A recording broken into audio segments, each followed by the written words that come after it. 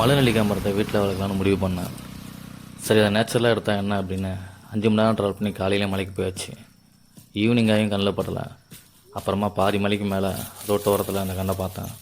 அப்புறம் லோக்கலில் இருக்கிற ஒரு ஐயா கிட்ட வந்து ஹெல்ப் கேட்டோம். அவரும் பாறை தண்ணிலாம் எடுத்துகிட்டு வந்து அந்த கண்ணை வேருக்கு எந்த பாதிப்பும் இல்லாமல் எடுத்து கொடுத்தாரு. மலை நெல்லிக்காயில் நோய் எதிர்ப்பு சக்தி அதிகப்படுத்துறதுலேருந்து ரத்த சர்க்கரை அளவை கட்டுப்படுத்துறது வரைக்கும் ஏராளமான நன்மைகள் இருக்குது.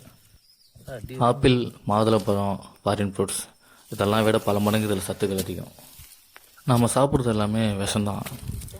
நம்ம குடும்பத்தில் உள்ள குழந்தைங்கள்லேருந்து பெரியவங்க வரைக்கும் எல்லாமே விஷத்தை தான் சாப்பிட்ருக்காங்க. அவங்களோட ஆரோக்கியமும் உயிரும் நம்ம கையில் தான் இருக்குது. சத்தான நாட்டு ரகங்களை உற்பத்தி பண்ணி நம்ம குடும்பத்தில் உள்ள ஒவ்வொருத்தருக்கும் கொடுக்க வேண்டியது நம்ம கடமைகளில் முதன்மையானது. நானும் தங்கச்சி போனோம் அந்த கண்ணை வச்சோம். வச்சதுக்கு அப்புறமும் பாப்பா அதில் ஆர்வமாக வேலை செஞ்சுட்டு இருந்துச்சு. நஞ்சில்லா உணவு, அதுவே நம் கனவு.